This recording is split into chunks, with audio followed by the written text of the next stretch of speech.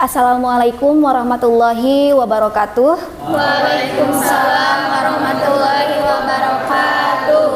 Bagaimana kabarnya hari ini? Alhamdulillah. Sebelum memulai pembelajaran, alangkah baiknya kita berdoa terlebih dahulu ya, agar pembelajaran ada dalam keberkahan, kelancaran. Silakan ketua kelasnya Andrian untuk memimpin teman-temannya dalam berdoa ya. Latihan. Sebelum memulai pembelajaran, alangkah baiknya kita berdoa terlebih dahulu. Berdoa dalam hati mulai. Risalah. Assalamualaikum warahmatullahi wabarakatuh. Waalaikumsalam warahmatullahi wabarakatuh. Apakah hari ini ada yang tidak hadir? Ini sudah tahu kita mau belajar apa? Sudah belajar apa kira-kira? Larutan elektrolit dan non-elektrolit. Tapi sebelum Ibu memulai pembelajaran, di sini Ibu akan menyampaikan terlebih dahulu terkait aturan pembelajaran. Nah, di sini ada 6 aturan pembelajaran yang harus kalian sepakati. Di antaranya yang pertama itu bersikap sopan dan santun selama proses pembelajaran. Jadi tidak ada yang asal bunyi. Kalau misalkan mau bertanya, boleh acungkan tangan terlebih dahulu. Nah, di sini ada yang harus kalian isi terlebih dahulu ya, terkait soal evaluasi awal. Nah, sekarang kalian boleh keluarkan HP-nya ya.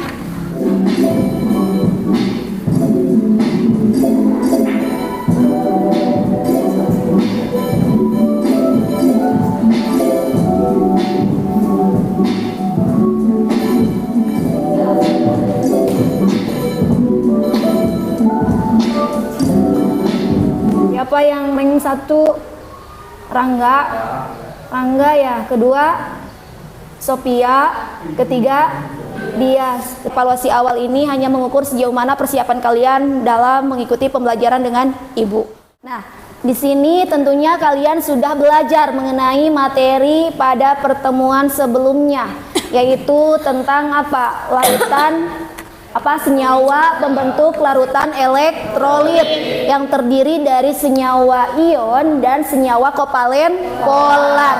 Kira-kira ada yang masih ingat terkait senyawa ion, senyawa kovalen polar? Acungkan tangan. Senyawa yang partikelnya berupa ion atau merupakan zat elektrolit yang jika larut di dalam air akan menghasilkan ion-ion. Nah, betul sekali ya, tepuk tangan. Kita lanjutkan. Oke, gini. Pernahkah orang tua kalian melarang untuk tidak menyalakan colokan listrik apabila tangan kalian basah? Pernah tidak? Pernah. Oke, apa sebabnya tangan kita dapat tersetrum bila keadaan basah? Coba acungkan tangan. Kalau ada bagian tubuh kita yang basah, misalnya tangan yang basah, akan lebih mudah aliran listrik merambat ke aliran tubuh kita dan tubuh kita tersengat listrik atau kesetrum. Pada dasarnya, listrik dapat mengalir di tubuh manusia karena terdapat perbedaan potensial suatu titik yang satu dengan titik yang lain. Pada saat tersengat arus listrik, tubuh menghubungkan suatu titik yang beda potensial, sehingga tubuh manusia menjadi penghubung atau media mengalirnya arus listrik. Baik, kita lanjutkan. Nah, di sini tujuan pembelajaran kita kali ini itu ada 2. Di sini Ibu memakai model pembelajaran project based learning. Nah, di mana pembelajaran project based learning ini karena dia berbasis project, nanti ada produk yang dihasilkan. Dia menekankan pada pembelajaran proses penyelesaian masalah, proses pemecahan masalah secara kolaboratif. Kita lanjutkan lagi. Nah, di sini ada penilaian, 3 penilaian. Yang pertama itu penilaian sikap.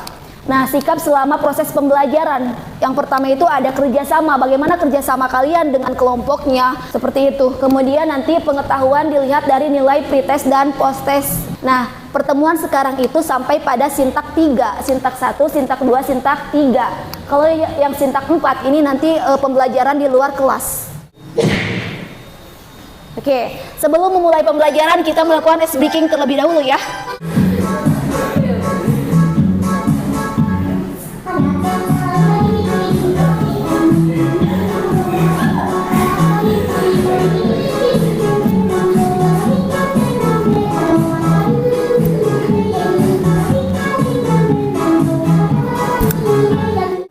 Nah, di sini Ibu akan memberikan sedikit materi ya tentang pembelajaran kita hari ini, biar nanti kalian ada gambaran dalam melaksanakan sebuah proyek ya. Di sini elektrolit juga bisa berupa asam, bisa berupa basa, bisa berupa garam atau senyawa kimia lainnya. Nah, di sini Ibu akan bagi kelompok ke dalam 5 kelompok. Kelompok pertama itu ada Andrian, Dia Suci, Selvi, kelompok 5 Desti, Tegar, Nabila, dan Amanda. Ya, silahkan duduk sesuai dengan kelompoknya. Untuk diskusinya, Ibu bagikan dulu di kertas. Nanti hasil dari kertas setelah pertemuan kedua bisa dipindahkan di lipoksit.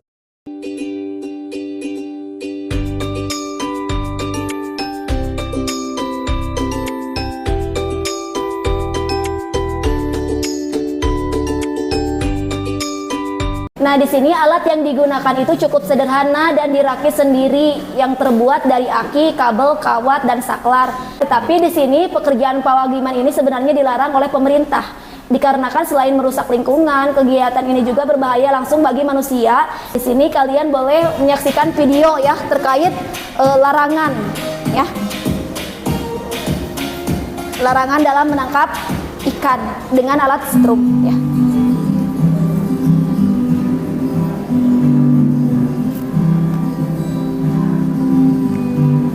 Baik ya, tadi sudah melihat videonya.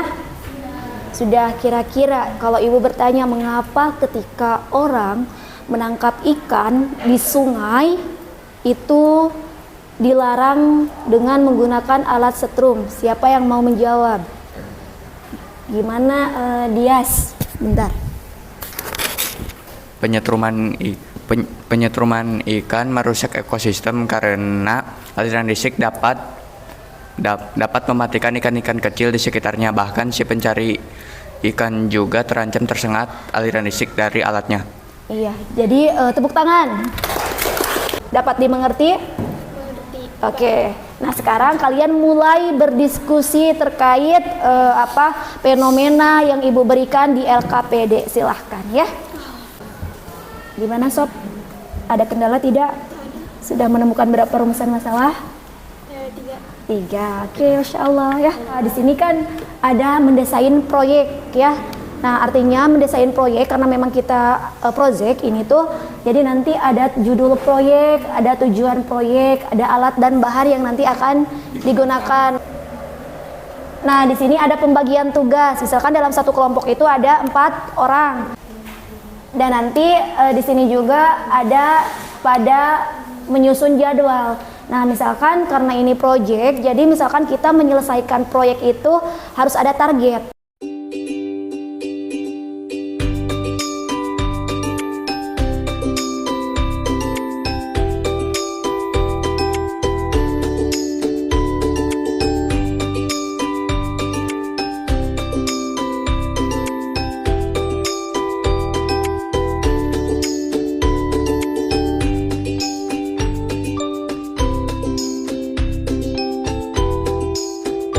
Silakan ke depan, kelompok 2. Di sini kami dari kelompok 2 akan mempresentasikan hasil diskusi kami. Untuk menyelesaikan rumusan masalah yang kalian jawab di nomor 1, apakah prinsip kerja alat yang digunakan pawagiman dalam mencari ikan bisa kita gunakan dalam pengujian air atau larutan lainnya yang berada dalam lingkungan sekitar? Bisa, karena prinsip kerja alat setrum mencari ikan dengan listrik. Sungai menggunakan sumber arus searah.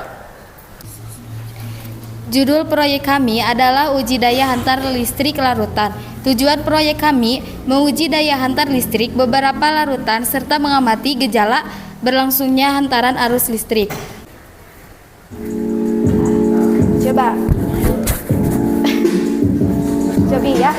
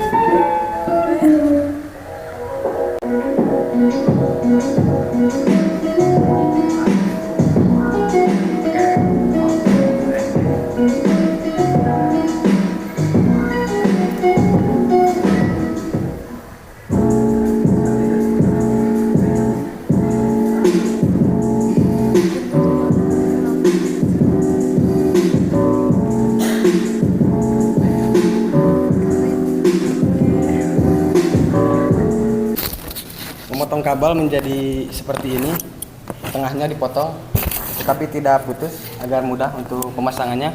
Yang kedua, disatukan, dililitkan kabel ke paku. Lalu kabel disambungkan ke dalam baterai agar lampu menyala.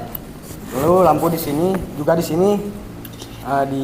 dipotong kabelnya agar lampu menyala karena ini membuat stop kontak buatan seperti ini. Ini bisa menyala karena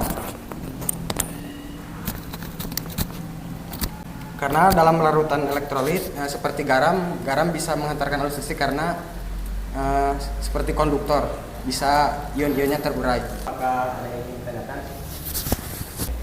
Apakah setiap larutan yang ada gelembungnya di saat percobaan sedang berlangsung pada dasarnya merupakan larutan elektrolit atau bukan? Termasuk, karena syarat dari larutan elektrolit adalah menghasilkan gelembung. Biarpun lampunya tidak menyala, tetapi kalau ada gelembung itu termasuk jenis larutan elektrolit. Elektrolit apa? Lemah. Iya, gitu ya. Oke, tepuk tangan buat kita semua. Alhamdulillah rangkaian presentasi sudah selesai.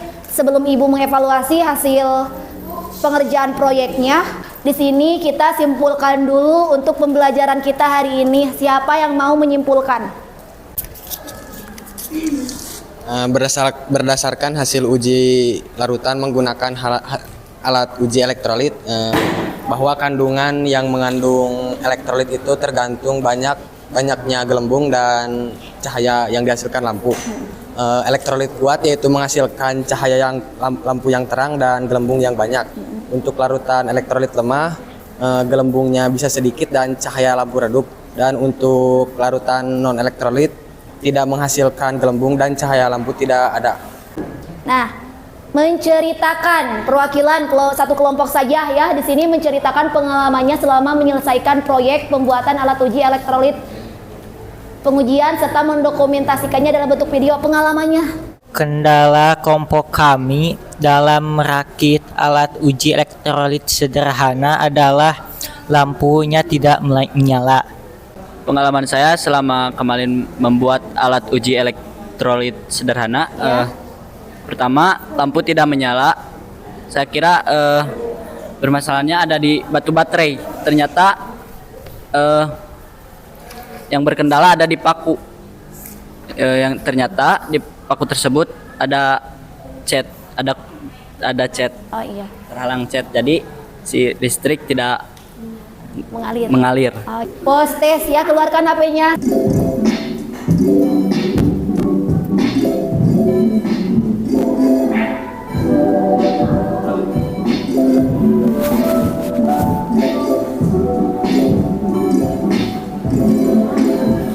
Siapa yang lebih cepat? Sophia. Nah, di sini larutan garam memang nyala lampunya terang, gelembungnya ada banyak, dan dia termasuk larutan elektrolit kuat. Secara mikroskopik, reaksi ionisasi ketika larutan elektrolit kuat itu dia reaksi ionisasinya terurai sempurna menjadi ion. Oke. Sebelum mengakhiri, kita lakukan refleksi pembelajaran terlebih dahulu. Nah, di sini ceritakan perasaannya tentang proses belajar hari ini. Setelah melakukan pembelajaran hari ini, apa target yang ingin kamu capai? Materi apa saja yang sudah atau belum kamu kuasai setelah pembelajaran hari ini? Proses pembelajaran hari ini sangat menyenangkan dikarenakan materi yang disajikan menarik sehingga kami bisa memahami pembelajaran hari ini dan bisa bersama-sama membuat proyek alat uji elektrolit dan non elektrolit. Insya Allah bisa bermanfaat di dalam kehidupan sehari-hari. Alhamdulillah seluruh rangkaian sudah selesai ya, dimulai kalian dari diskusi, presentasi, kemudian teman-teman menanggapi, dan alhamdulillah pembelajaran berjalan dengan lancar. Semoga minggu depan pembelajaran kita juga berjalan dengan lancar. Amin ya Allah ya Rabbal alamin. Nah, untuk pembelajaran minggu depan yaitu pembelajaran tentang materi reaksi redoks. Oke? Sebelum diakhiri pembelajaran, silahkan kalian berdoa terlebih dahulu. Siap-siap. Sebelum akhir pembelajaran, marilah kita berdoa terlebih dahulu. Berdoa di dalam hati dimulai.